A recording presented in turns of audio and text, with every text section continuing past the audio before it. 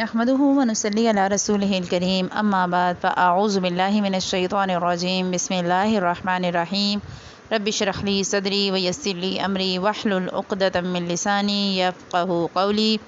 اللہم فقہنا فی الدین اللہم اہدنا وسددنا۔ آج ہم انشاءاللہ تعالیٰ سورۃ البقرہ آیت نمبر 67 سے آنورڈ چلیں گے۔ اللہ سبحانہ وتعالیٰ کہتے ہیں وَإِذْ قَالَ مُوسَىٰ لِقَوْمِهِ إِنَّ اللَّهَ يَأْمُرُكُمْ أَن تَذْبَحُوا بَقَرَةً، کہ جب موسیٰ علیہ السلام نے اپنی قوم سے کہا کہ اللہ تعالیٰ تمہیں ایک گائے ذبح کرنے کا حکم دیتا ہے۔ قَالُوا أَتَتَّخِذُنَا هُزُوًا، تو انہوں نے کہا کہ کیا تم ہمارے ساتھ مذاق کر رہے ہو؟ قَالَ، تو کہا انہوں نے، یعنی کہ موسیٰ علیہ السلام نے، اعوذ باللہ ان اکون من الجاہلین، کہ میں ایسا جاہل ہونے والے سے اللہ کی پناہ مانگتا ہوں کہ میں اگر اس طرح کی جہالت کی بات کروں تو میں اس بات سے اللہ کی پناہ مانگتا ہوں۔ ہوا کیا، ہم پڑھ چکے کہ موسیٰ علیہ السلام کی قوم نے موسیٰ علیہ السلام کے کوہ طور پر جانے کے بعد پیچھے سے سامری جادوگر کو زیور دے کر اور سونا دے کر بچھڑا بنا لیا۔ اب چونکہ بچھڑا گائے کا تھا اور گائے کی محبت دل میں رچی بسی ہوئی تھی، اللہ سبحانہ وتعالیٰ نے ایک تو یہ کام کیا کہ اللہ نے حکم دیا کہ تم ایک دوسرے کو قتل کرو، جس کی وجہ سے 70,000 لوگوں کو قتل کیا گیا۔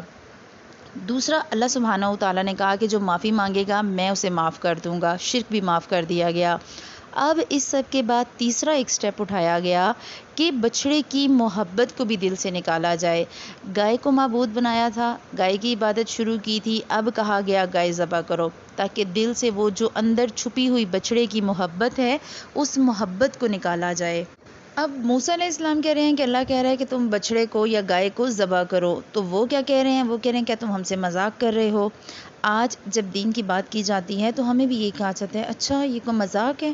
اچھا تم ہم سے مذاق کر رہے ہو کہ جہاں کہیں بھی جاؤ تو نقاب کر کے جاؤ یا عبایا پہن کے جاؤ یا اتنی لمبی داڑھی رکھو اور ہم مذاق اڑاتے ہیں۔ آج ہمارے ہاں جنت اور جہنم کا مذاق اڑایا جاتا ہے، ہمارے لطیفوں میں موت کا اور اسرائیل علیہ السلام کا مذاق اڑایا جاتا ہے، قبر کا اور حشر کا مذاق اڑایا جاتا ہے، ایون والدین اور اساتذہ کا بھی مذاق اڑایا جاتا ہے۔ اللہ سبحانہ وتعالیٰ آپ کو اور مجھے جو دین دے رہے ہیں اس میں ایک ایک بات میں تربیت ہو رہی ہے۔ آپ نے ابھی تک دیکھا کہ جو کچھ ہم نے پڑھا سارا ہماری تربیت کے لیے تھا۔ اللہ سبحانہ وتعالیٰ کہہ رہے ہیں، انہوں نے ایک دم انہیں کہہ دیا اپنے نبی کو کہ کیوں تم ہم سے مذاق کر رہے ہو؟ تو دین مذاق کی چیز نہیں ہے، یا نبی یا دین کے دائی کبھی بھی مذاق نہیں کریں گے دین کے نام پر۔ آپ دیکھیں، نبی کہہ رہے ہیں اللہ حکم دے رہا ہے، کیا نبی اللہ کے بارے میں مذاق کریں گے یا اللہ سے منسوب کر کے کسی بات کا مذاق کریں گے؟ ایسا نہیں ہوتا۔ فوراً سے موسیٰ علیہ السلام کہہ رہے ہیں اعوذ باللہ ان اکون من الجاہلین، اگر میں مذاق کر رہا ہوں تو پھر تو میں تو بڑا ہی جاہل ہوں۔ اس کا مطلب یہ کہ آپ کو اور مجھے جاہل نہیں بننا۔ جب کوئی صحیح بات کریں گے ہم تو ہمیں جو ہے وہ آبجیکشن ضرور ملے گا، جیسے نبیوں کو ملا، جیسے اللہ کے نبی صلی اللہ علیہ وسلم کے لیے ہر چیز کیا کہتے ہوتے تھے یہود و نصارہ اور مشرکین مکہ کہ آپ صادق اور امین ہیں، لیکن جب دین کی بات کی گئی، جب حق اور توحید کی بات کی گئی تو ہمیں اشارہ ٹانٹ کیا گیا۔ یہاں پر بھی یہی بات ہو رہی ہے کہ مذاق کرنے والا جاہل ہوتا ہے، اور وہ مذاق جو غلط ہو، ایک ہوتی ہے طنز و مزاح کرنا، ایک ہے مذاق کرنا، مذاق اڑانا۔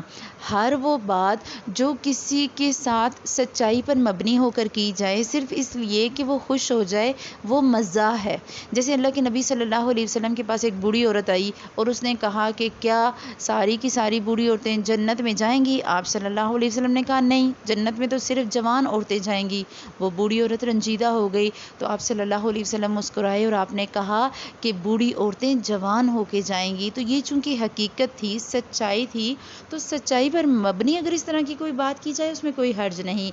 لیکن اگر آپ کسی سے مذاق میں بات کر رہے ہیں اور اس کی دل آزاری کر رہے ہیں کہ دیکھو جی اس کے تو کان گدھے کی طرح، تو اس کی تو ناک جو ہے وہ لومڑی کی طرح، تو یہ تو سوتا الوؤں کی طرح ہے، تو ہمارے ہاں یہ ہمارے معاشرے میں باتیں بہت عام ہیں۔ ہم غور نہیں کرتے کہ اسلام ہمیں کیا تعلیمات دے رہا ہے۔ ہم کیا کرتے ہیں، ہم باتوں باتوں میں اگلے بندے کی اتنی تحقیق کر دیتے ہیں اور بعد میں ہم کیا کہتے ہیں، تم تو مائنڈ ہی کر گئی، میں تو مذاق کر رہی تھی، یہ تو میں نے تو جسٹ ایز اے فن بات کی، آئی واز جسٹ کڈنگ۔ تو یہ اللہ سبحانہ و تعالیٰ آپ کو اور مجھے سکھا رہے کہ مومن کا اسلوب ایسا نہیں ہوتا۔ جب انہوں نے یہ بات کہی کہ میں تو جاہل نہیں ہوں کہ تم سے مذاق کروں، آگے وہ کیا کہتے ہیں، بنی اسرائیل کہتے ہیں قالوا ادع لنا ربک، تو چلو پھر اے موسیٰ تم اپنے رب سے ہمارے لیے دعا کرو، اپنے رب کو ہمارے لیے پکارو، کیا کہو، یبین لنا ما ہی، کہ وہ ہمارے لیے واضح کرے کہ وہ کیسی ہو۔ اب کہا گیا تھا گائے ہو، نہ حجتیں کرتے تو گائے گائے ہی رہتی، قربان کر دیتے، لیکن انہوں نے ایک دم حجت کی، اچھا بتائیں ذرا ہو کیسی؟ قال، تو حضرت موسیٰ علیہ السلام نے کہا انہو یقول، بے شک اللہ سبحانہ و تعالیٰ فرماتے ہیں، انہا بقرۃ لا فارض ولا بکر، کہ گائے جو ہے وہ نہ بہت زیادہ بوڑھی ہو نہ بچی ہو، اوان بین ذالک، اس کے درمیان کی عمر کی ہو، فافعلوا ما تؤمرون، اب تم کر بھی دو جو تمہیں کہا گیا ہے، اب تم وہ حکم کر ڈالو جس کا تمہیں حکم دیا گیا۔ اللہ نے کہا کر دو، یہاں تک اگر وہ کر لیتے کہ حکم دیا گیا تھا گائے قربان کر دیتے تو انہیں ایک عام گائے قربان کرنی پڑتی۔ انہوں نے کہا اچھا ایسی گائے ہمیں بتاؤ تو صحیح ہو کیسی؟ اب اللہ نے بتا دیا اچھا جوان ہو، اب وہ بوڑھی بھی نہ ہو اور بچی بھی نہ ہو۔ پھر کیا کہہ رہے ہیں، حکم نہیں مانا، کہہ رہے ہیں قالوا ادع لنا ربک، وہ پھر کہنے لگے کہ اپنے رب سے دعا کیجئے، اپنے رب کو پکاریے، کیا کہیے، ما لونہا، وہ اس کا رنگ کو بھی ہم پہ واضح کرے، وہ ہمیں بتائے کہ اس کا رنگ کیسا ہو۔ قال، تو حضرت موسیٰ علیہ السلام نے کہا انہو یقول، اللہ تعالیٰ فرماتا ہے انہا بقرۃ صفراء، گائے زرد رنگ کی ہو، فاقع لونہا تسر الناظرین، جو دیکھنے والوں کو اس کا رنگ بھلا لگے۔ اب یہاں پر نوٹ کرنے کی چیز کہ اللہ نے کہا زرد رنگ کی گائے ہو، گولڈ تھا نا، گولڈ کلر اللہ نے مانگ لیا، پیچھے سونے سے گائے بنائی تھی تو محبت چونکہ سونے کے رنگ کی وجہ سے ہو گئی، چمکتی بھڑکتی، اللہ نے کہا اب ایسی گائے لے آؤ، اب کلر بھی ایسا ہو پھر جو تمہیں اٹریکٹ کرے، ایسی گائے جس کو دیکھ کے تمہارا قربان کرنے کو دل نہ چاہے، ایسی گائے ڈھونڈ کے لاؤ۔ قالوا ادع لنا ربک، پھر کہہ رہے ہیں کہ اپنے رب کو پکارو ہمارے لیے، کیا کرے وہ، یبین لنا ما ہی، اب ہم پہ مزید واضح کرے۔ اب اتنا کچھ تو اللہ نے بتا دیا کہ جوان ہو نہ بوڑھی ہو نہ بچی ہو، یہ بھی بتا دیا کہ رنگ ایسا ہو، اب اور کیا چاہیے تھا؟ یہ تو وہ بات نا کہ ماننا ہے ہی نہیں اور ہیلے بہانے کرتے جا رہے ہیں، اچھا اور بتاؤ، اچھا اور آپ کی ملازمہ ہیں اور آپ انہیں کہتی ہیں کہ چلو بریانی بناؤ، اچھا وہ پوچھیں اچھا بریانی میں کیا ڈلے گا، آپ کے بریانی میں گوشت ڈلے گا اور چاول ڈلیں گے، اچھا پھر بریانی ہو کیسی، تو آپ کہیں گی بریانی میں اچھا لیموں بھی ڈال لو اور اس میں جو ہے وہ انڈے بھی بوائل کر کے ڈال لو اور اس میں ساتھ بریانی مسالہ بھی ڈالو، اچھا وہ پوچھے پھر اور کیسی ہو، پھر آپ بتائیں اچھا اس میں کلر بھی ڈالنا، یلو کلر بھی ڈالنا، اچھا پھر اس کو وائٹ بھی چاول چھوڑنا۔ تو یہ حال ہے۔ ایک بات جو بہت کلیئر کٹ کہہ دی گئی، گائے ذبح کرو، حجتوں پہ حجتیں ہو رہی ہیں، باتوں پہ باتیں ہو رہی ہیں، اچھا اور بتائیں پھر، اور موسیٰ علیہ السلام کا صبر دیکھیں، موسیٰ علیہ السلام ان کے ہر سوال پہ خاموشی سے پھر اللہ سے بات کرتے ہیں اور پھر کہتے ہیں بتا دیں ان کو اللہ، تو اللہ تعالیٰ پھر بتاتے ہیں، کیا کہا، ان البقرہ تشابہ علینا، اب وہ کیا کہہ رہے ہیں بنی اسرائیل کے، ہم پہ تو مشابہ ہو گئی ہیں، ہمیں تو ساری زرد گائے لگتی ہیں، تو وَإِنَّا إِن شَاءَ اللَّهُ لَمُهْتَدُونَ، اگر اللہ نے چاہا تو ہم ہدایت پانے والے ہو جائیں گے۔ اور موسیٰ علیہ السلام کے صبر کو دیکھ کر آپ اور میں بھی صبر کریں کہ اگر ہم دین پہ چلیں گے تو ہمیں بہت سی جگہوں پر صبر کرنا پڑے گا۔ بہت سے موقع ایسے آتے ہیں کہ انسان سے بات برداشت نہیں ہوتی، لوگ دین میں ایسی ایسی حجتیں کرتے ہیں کہ ہم برداشت نہیں کر سکتے، لیکن دین میں حجت بازی اسلوب نہیں دیا اسلام نے، اسلام نے کہا دین میں حجت بازی نہیں کرنی، مبلغ کا کام ہے بات صاف سمجھائے اور سننے والے کا کام ہے کہ اس بات پر پھر فوراً عمل بھی کرے، کوئی مانے یا نہ مانے دائی پہ کوئی اثر نہیں پڑتا، لیکن دائی کو تکلیف ضرور ہوتی ہے، اس کا صبر ضرور ٹوٹتا ہے، تو صبر کا پیمانہ ہمیشہ دائی دین کا جو ہے وہ بہت بڑا ہونا چاہیے، اتنا صبر ہونا چاہیے کہ ہر طرح کی بات آپ برداشت کر سکیں۔ پھر کیا کہا کہ اگر اللہ نے چاہا تو ہم ہدایت پانے والے ہو جائیں گے۔ اب یہاں پر سکولرز کہتے ہیں اگر یہ انشاءاللہ نہ کہتے تو پھر یہ ہدایت پا نہیں سکتے تھے، پھر یہ گائے ان کو ملتی نہ۔ قال انہ یقول، موسیٰ علیہ السلام نے نے کہا اللہ کا فرمان ہے انہا بقرۃ لا ذلول تثیر الارض ولا تسقی الحرث مسلمۃ لا شیۃ فیہا، کہ وہ گائے کام کرنے والی نہ ہو، نہ وہ زمین میں ہل جوتے اور نہ کھیتوں کو پانی پلائے، اور تندرست بھی ہو اور بے داغ بھی ہو۔ اب کہاں ڈھونڈ کے لاؤ؟ قالو، پھر انہوں نے کہا الآن، اب تو سچ لایا ہے ہمارے پاس، اب ہم پہ حق واضح ہوا، جئت بالحق، اب تو ہمارے پاس حق لایا ہے۔ اتنی حجتیں کرنے کے بعد انہیں بالآخر ڈھونڈا انہوں نے گائے کو، اور گائے کو ڈھونڈا تو گائے ایک ایسی عورت کی پائی کہ جو گائے بیچنا ہی نہیں چاہتی تھی، انہوں نے بہت بھاری قیمت دے کر اس گائے کو خریدنا پڑا۔ اللہ کہہ رہا ہے فَذَبَحُوهَا، انہوں نے وہ گائے ذبح کر دی، وَمَا كَادُوا يَفْعَلُونَ، اور وہ ایسا کرنے والے نہیں تھے۔ وَإِذْ قَتَلْتُمْ نَفْسًا فَادَّارَأْتُمْ فِيهَا، اور پھر جب تم نے ایک شخص کو قتل کر دیا اور بعد میں اس کے بارے میں اختلاف کرنے لگے، بندے کو قتل کیا گیا اور پتہ ہی نہیں چل رہا تھا قاتل کون، واللہ مخرج ما کنتم تکتمون، اور اللہ سبحانہ وتعالیٰ تمہاری پوشیدگی کو، تمہارے چھپانے کو ظاہر کرنے والا تھا۔ ہوا کیا کہ بنی اسرائیل میں جب یہ گائے کا واقعہ ہوا، گائے کو ذبح کرنے کا حکم دیا گیا، تو اسی دوران ایسا ہوا کہ ایک ایسے انسان کا جس کا وارث اس کا اپنا بھتیجا تھا، اس کے علاوہ کوئی وارث نہیں تھا، تو ایسے شخص کا قتل ہو گیا۔ اللہ سبحانہ وتعالیٰ نے بتایا کہ قاتل کے بارے میں اس وقت ظاہر ہے CID تو ہوتی نہیں ہوگی، اتنی زیادہ انویسٹیگیشن بھی نہیں ہوتی ہوگی، نہ فنگر پرنٹس ہوتے ہوں گے، ایک دوسرے پر الزام تراشیاں ہونے لگیں کہ اس کو فلاں نے قتل کیا یا فلاں نے قتل کیا، اور جو قتل کیا گیا وہ رات کی تاریکی میں چھپ کر کیا گیا۔ تو اب اللہ بتا رہے ہیں کہ اللہ تو اس کو جو تم نے پوشیدگی میں، جو تم نے چھپ کر کیا تھا، اسے ظاہر کرنے والا تھا۔ اگر اللہ تمہاری رات کی چھپی ہوئی قتل کی سازش کو واضح کر سکتا ہے، اس کا مطلب ہے اللہ سبحانہ وتعالیٰ تمہارے دن اور رات میں لوگوں سے چھپائے گئے اور چھپا کر کیے گئے گناہوں کو بھی واضح کرے گا، چاہے تم خلوت میں کرو، چاہے تم جلوت میں کرو، اچھے کام کرو گے تو بھی ظاہر ہو جائیں گے، برے کام کرو گے تو بھی ظاہر ہو جائیں گے۔ بعض اوقات ہم برے کام اس لیے جو ہے وہ چھپ کر کرتے ہیں کہ دوسروں کے سامنے ہمیں شرمندگی نہ ہو، ہمارا جو وقار ہے وہ قائم رہے، ہمارا لوگوں کی نظروں میں عزت اور احترام برقرار رہے۔ اللہ کہہ رہا ہے برائی جتنی مرضی ہے چھپ کر کرو،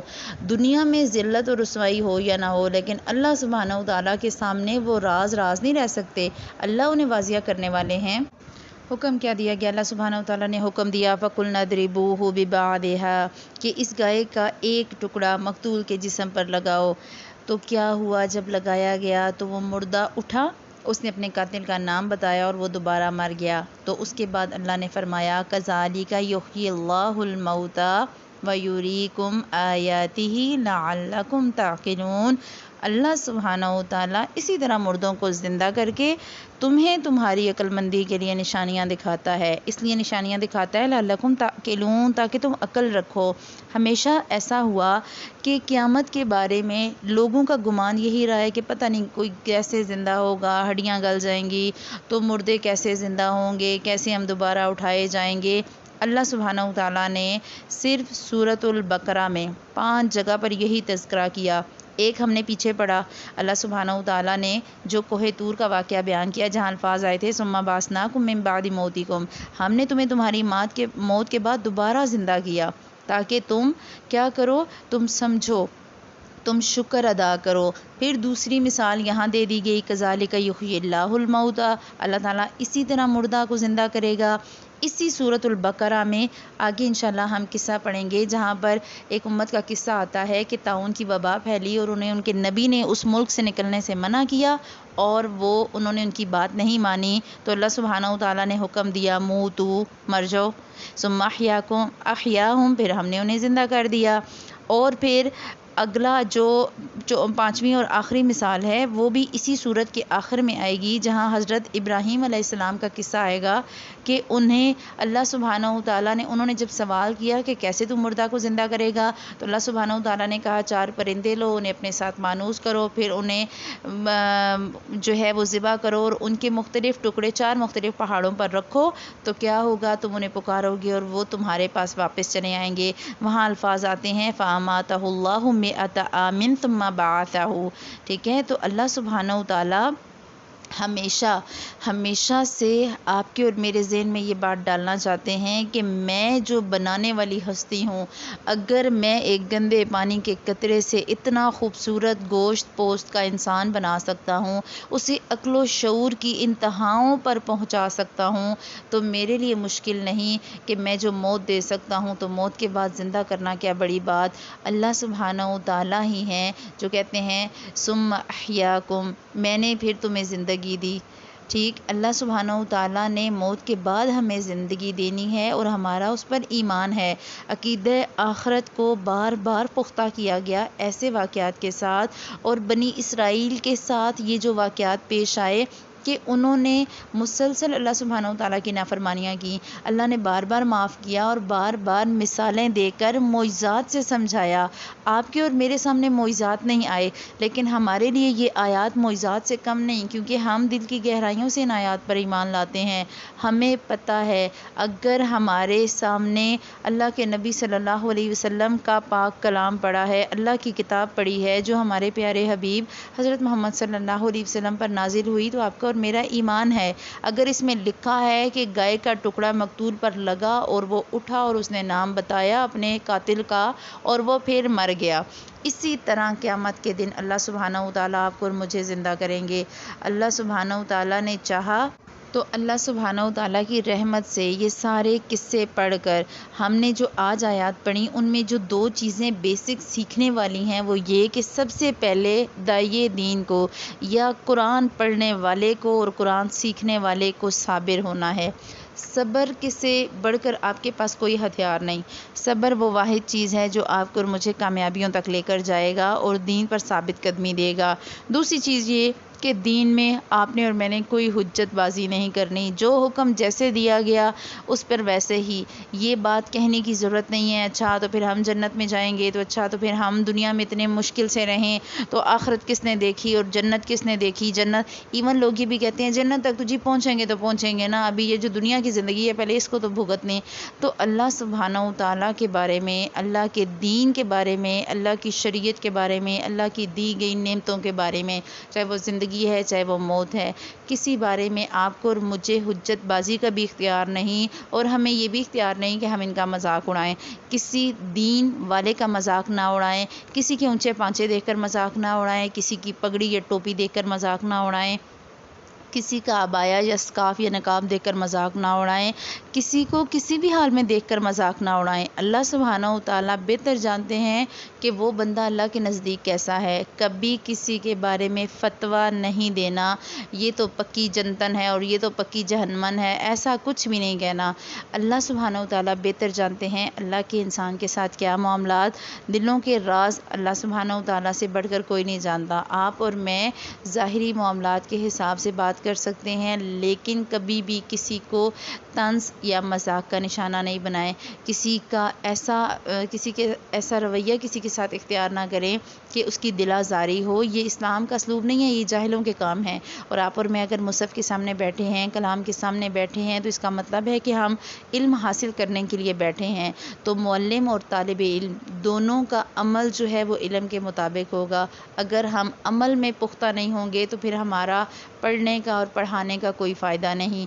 تو مذاق سوچ سمجھ کر کریں، طنز و مزاح اتنا ہی کریں جتنا اگلا بندہ برداشت کر سکے اور جس میں کسی کی دل آزاری نہ ہو۔ آخری چیز کہ اللہ سبحانہ و تعالیٰ نے بتایا کہ زندگی کے بعد بھی ایک زندگی ہے، لہٰذا آپ نے اور میں نے اس ابدی زندگی کی تیاری کرنی ہے۔ ان مثالوں سے سیکھنا ہے کہ اللہ اگر مردے کو 1 منٹ یا 1 لمحے کے لیے زندہ کر سکتا ہے تو وہ ہمیشہ کی زندگی بھی دینے پر قادر ہے۔ وہ قادر مطلق ذات ہے اور اس کا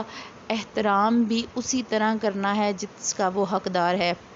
اللہ تعالیٰ بار بار قرآن میں شکوہ کرتے ہیں نا، وما قدر اللہ حق قدری، انہوں نے تو اللہ کی ویسی قدر ہی نہیں کی جیسی قدر کرنے کا حق تھا۔ تو اللہ سبحانہ و تعالیٰ آپ کو اور مجھے اپنی قدر کرنے والا بنائے، اپنی جو ہے وہ قدر کا حق ادا کرنے والا بنائے۔ سبحانک اللہم و بحمدک، نشہد ان لا الہ الا انت، نستغفرک و نتوب الیک۔ السلام علیکم ورحمۃ اللہ وبرکاتہ۔